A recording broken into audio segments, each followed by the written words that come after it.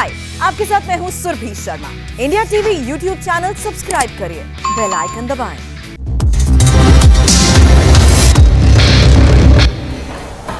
आप देख रहे हैं जीतेगा इंडिया। नमस्कार, मैं हूं अजय कुमार। कोरोना की महामारी अब देश के उन राज्यों में अपने पैर पसार रही है जहां अभी तक हालात नियंत्रण में थे, लेकिन सावधानी और जागरूकता से हम इस जंग को जीत सकते हैं। तभी तो इंडिया टीवी मानता है कि जब सही जानकारी और बुलंद हौसलों से कोरोना की जंग जीती जा सकती है तो डराने की क्या जरूरत है। आज मैं आपको बताने वाला हूं, देश के 115 अस्पताल अब कोरोना संक्रमण के मरीजों के लिए अपने दरवाजे खोलने वाले हैं। तैयार कर लीजिए अपना कागज और पेन और उसके बाद लिखिए ये सारे डिटेल्स। लेकिन सबसे पहले यह नंबर नोट कीजिए जो दिल्ली के निवासियों के लिए बड़ा महत्वपूर्ण है। इस अस्पताल में अभी बेड्स खाली हैं और आपको ये बेड्स मिल सकते हैं। अस्पताल का नाम है कोरनाथ अस्पताल, 9A/1 नरेश पार्क, नांगलोई। नांगलोई में अस्पताल स्थित है। बेड के लिए आप इस नंबर पर संपर्क कर सकते हैं 9625695449। नंबर एक बार फिर आपके सामने 9625695449। संपर्क कीजिए और अपने मरीज को बेड दिलाइए। अब आज की बड़ी खबर, भारतीय फौज न सिर्फ हमारी सरहदों की रक्षा करती है बल्कि जरूरत पड़ने पर देश के लिए समर्पित भी रहती है। आज से देश के 115 थल सेना और वायु सेना के बेस अस्पतालों को कोरोना से ग्रसित मरीजों के लिए खोल दिया गया है। वहां उनका मुफ्त इलाज किया जाएगा। बहुत बड़ी खबर है ये, क्योंकि अब सैकड़ों मरीजों को देश के अलग अलग हिस्सों में बेहतरीन इलाज मिल पाएगा। तो नोट कीजिए कि देश के किस किस हिस्से में, किस किस शहर में, कहां कहां कौन कौन से आर्मी और वायुसेना के एयरबेस हैं जहां आप कोरोना के मरीजों को ले जा सकते हैं। नोट करना शुरू कीजिए। सबसे पहले उत्तर प्रदेश, क्योंकि यहां पर कोरोना के मामले लगातार बढ़ रहे हैं। इन शहरों में कमांड और आर्मी बेस अस्पतालों में मरीज लिए जा सकते हैं। आप कमांड और बेस अस्पताल लखनऊ में आप अपने मरीज ले जा सकते हैं। आप बबीना में ले जा सकते हैं बेस अस्पताल में। झांसी, आगरा, इलाहाबाद, बरेली, फैजाबाद, फतेहगढ़, मथुरा, मेरठ, वाराणसी, इन तमाम बेस अस्पताल में अपने कोरोना के मरीजों को लेकर जाइए। यहां आपको सुविधा मिलेगी। उत्तराखंड अगला राज्य। उत्तराखंड में बेस अस्पताल देहरादून, कृपया करके अपने मरीज को यहां लेकर जाइए। लैंसडाउन, रानीखेत, रुड़की, पिथौरागढ़, इन सभी जगहों पर आपके लिए इलाज होगा। यहां अस्पताल खोल दिए गए हैं जो मिलिट्री अस्पताल है। पंजाब में military hospital Amritsar, military hospital Jalandhar, Patiala, Firozpur, Pathankot, Gurdaspur, Faridkot, Bathinda, Abohar, इन सभी जगहों पर मिलिट्री बेस में जाइए। यहां पर अब आम सिविलियन के लिए दरवाजे खुले हैं। राजस्थान में मिलिट्री अस्पताल जोधपुर, नसीराबाद, जलीपा, उदयपुर, अलवर, जयपुर, कोटा, श्रीगंगानगर, सूरतगढ़ और बीकानेर, इन सभी मिलिट्री बेसिस पर जो अस्पताल हैं वहां पर आपको कोई नहीं रोकेगा। अपने मरीज को लेकर जाइए। आप सिविलियन हैं, कोई दिक्कत नहीं होगी। बंगाल के कमांड अस्पताल कोलकाता में लेकर जाइए। बेस अस्पताल बैरकपुर, बेस अस्पताल पानागढ़, बेंगुदुबी, लेबोंग, वीनागुरी, कालिंपोंग, इन सभी जगहों पर बंगाल में आप अपने मरीज को लेकर जाइए। सेना के जवान, सेना के डॉक्टर्स, सेना के नर्सेस आपके मरीजों की देखभाल करेंगी। कुछ भी आपको खर्च करने की आवश्यकता नहीं है।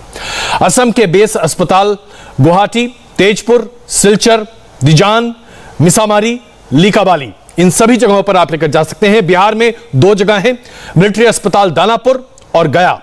दिल्ली के बेस अस्पताल में आप अपने मरीजों को ले जा सकते हैं और इसके साथ साथ आर्मी रेफरल अस्पताल में भी आप अपने मरीजों को दिल्ली में ले जा सकते हैं। आपके लिए यहां तकरीबन 500 बेड के आसपास का इंतजाम किया गया है।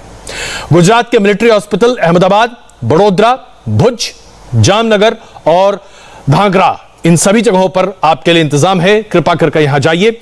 मध्य प्रदेश में भोपाल, ग्वालियर, सागर, जबलपुर, महू, पंचमढ़ी, इन सभी जगहों पर इंतजाम है। और महाराष्ट्र में command hospital Pune, military hospital Ahmednagar, Aurangabad, Deolali, Kamptee, Khadakwasla, किरकी, फूलगांव। इसके साथ साथ हम आपको यह भी बता दें कि देश के तमाम राज्य जहां पर आर्मी बेसिस हैं, आप उन सभी राज्यों में आर्मी बेस पर, अस्पतालों पर पहुंचिए। सिविलियन होने से आपको कोई नहीं रोकेगा। मरीज को लेकर जाइए और इन सभी आर्मी बेसिस पर 115 अस्पतालों में अपने मरीजों का इलाज कराइए, जिसका ब्यौरा अभी हमने आपके सामने रखा है। अब एक ऐसी स्टोरी आपको मैं दिखाता हूं जिसे देखकर आप कहेंगे यह हिंदुस्तान में ही हो सकता है। मुंबई के नायर अस्पताल में बीते एक साल में 104 बच्चों ने जन्म लिया है। ये माफ कीजिएगा 1004 बच्चों ने जन्म लिया है। इन सभी बच्चों की मां कोरोना संक्रमित थी। इनमें से एक बच्चे को कोरोना नहीं है। इससे अच्छी खबर और क्या हो सकती है।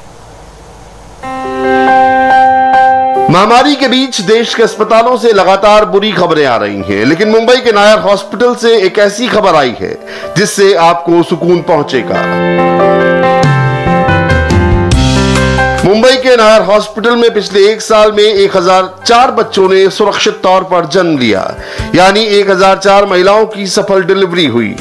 आप सोच रहे होंगे इसमें भला कौन सी अच्छी खबर है। आपको बता दें कि ये सभी महिलाएं कोरोना पॉजिटिव थीं। ऐसे में डॉक्टर्स के लिए कोविड ट्रीटमेंट के साथ ही सफल डिलीवरी करना आसान नहीं था। नायर हॉस्पिटल की डॉक्टर सारिका पाटिल तो इसे कुदरत का करिश्मा ही मान रही हैं। Somehow by God's grace we could live up to the challenge और आज we have completed our 1000 deliveries born to COVID mothers और I really feel nice about it कि not only to the city of Mumbai, हम लोगों ने मुंबई बाहर की say from suburbs Vasai, Virar, Mira, Bhayandar, यहाँ की pregnant ladies जो काफ़ी critical state में हम तक पहुँची है, we could ensure that the बच्चों are delivered safely। Nair hospital में गर्भवती महिलाओं के लिए विशेष कोविड वार्ड बनाया गया है, जहां उनके खाने पीने से लेकर उनकी दवाइयों तक का विशेष ध्यान रखा जा रहा है। इस हॉस्पिटल में मुंबई से ही नहीं बल्कि नवी मुंबई और आसपास के इलाकों से भी लोग आ रहे हैं। महामारी के दौर में कोविड पॉजिटिव महिलाओं की डिलीवरी बहुत ही चैलेंजिंग काम था, लेकिन 1000 से ज्यादा बच्चे स्वस्थ पैदा हुए, यानी जच्चा बच्चा मिलाकर कुल 2000 जानें बचाई गईं। हमारे मुंबई के दर्शक, अब जरा कागज पे निकालने का आपका काम आ गया है, क्योंकि ऑक्सीजन की कमी अगर आपके कोरोना पेशेंट्स को है तो इस फोन नंबर को नोट कीजिए, यह आपके लिए बड़ा काम आने वाला है। फोन नंबर है 9823910625। अगर आप मुश्किल में हैं और आपको लगता है कि ऑक्सीजन की आवश्यकता है, बस फोन कीजिए, कोई ना कोई देवदूत आपकी मदद के लिए जरूर उपस्थित होगा। महाराष्ट्र में ऑक्सीजन को लेकर सरकार भले ही कुछ भी दावे करे, लेकिन जमीनी हकीकत कुछ अलग है। मुंबई से सटे वसई के स्पीड ऑक्सीजन सेंटर में बड़ी संख्या में हॉस्पिटल के टेम्पू और एम्बुलेंस ऑक्सीजन लेने पहुंच रहे हैं। साथ ही निजी गाड़ियों में भी लोग प्रिस्क्रिप्शन के साथ ऑक्सीजन लेने पहुंच रहे हैं। स्पीड ऑक्सीजन सेंटर से हर रोज 100 सिलेंडर जरूरतमंदों को मुफ्त में भी दिया जाता है। जरूरत पड़ने पर इस ऑक्सीजन सेंटर के कुछ दूत वसई, विरार, पालघर, दहानू से लेकर मीरा, भायंदर और मुंबई तक भी ऑक्सीजन सिलेंडर पहुंचा रहे हैं। बहुत सारे लोग हैं मुंबई में जो लगातार मदद कर रहे हैं। महामारी के इस दौर में अगर कुछ दोस्त एक साथ मिल जाएं और मिलकर काम करें तो वो क्या कुछ नहीं कर सकते। आपको ऐसी ही एक मिसाल हम दिखाने जा रहे हैं, जहां मुंबई में 15 दोस्त एक दूसरे के साथ मिले और जनहित में जी जान लगाए हुए हैं। मुश्किल के समय अगर लोग एक साथ मिलकर काम करें तो हर चुनौती को हरा सकते हैं। मुंबई में 15 दोस्तों ने मिलकर कुछ ऐसी ही मिसाल पेश की है। इन 15 दोस्तों की एक ऐसी संस्था है जो कोविड मरीजों से लेकर हॉस्पिटल तक की मदद कर रही है। ऑक्सीजन कॉन्सेंट्रेटर हो या फिर ऑक्सीजन सिलेंडर, प्लाज्मा हो या फिर किसी जरूरतमंद के लिए ब्लड का इंतजाम करना हो, विश्वास संस्था सबकी परेशानी दूर कर रही है। मुंबई के कांदिवली इलाके में अपनी हाउसिंग सोसाइटी के नीचे एक कंट्रोल रूम भी बना रखा है, जिसके जरिए न सिर्फ मुंबई बल्कि देश के हर हिस्से में मदद पहुंचा रहे हैं। तो विश्वास संस्था से संपर्क कीजिए, आपको मदद जरूर मिलेगी। यह आवश्यक जानकारी अब हम आपके लिए इसलिए प्रस्तुत करना चाहते हैं क्योंकि रेमडेसिविर को लेकर यह कहा जा रहा है कि बड़े पैमाने पर नकली रेमडेसिविर इंजेक्शन लोगों तक पहुंच रहा है। आपकी जान खतरे में, कालाबाजारी भी बड़े पैमाने पर हो रही है। इस रिपोर्ट को गौर से देखिए हमारे संवाददाता निर्णय कपूर ने इस रिपोर्ट को फाइल की है ताकि आप पहचान कर सकें कि आपके मरीज को सही दवा मिल रही है। गुजरात टेक्नोलॉजिकल यूनिवर्सिटी ने इसका भी उपाय ढूंढ लिया। पहली बार उन्होंने एक ऐसा मेथड डेवलप किया है जिसके जरिए इस दवा को पहचाना जा सकता है कि ये नकली है या असली है, और उसके लिए ये HPLC नाम का जो डिवाइस है, हाई प्रेशर लिक्विड क्रोमेटोग्राफ बोलते हैं इसको, इसमें आप बड़ी आसानी से इस दवाई को चेक कर सकते हैं। 5 मिनट के अंदर उसका आपको रिजल्ट भी मिल जाएगा।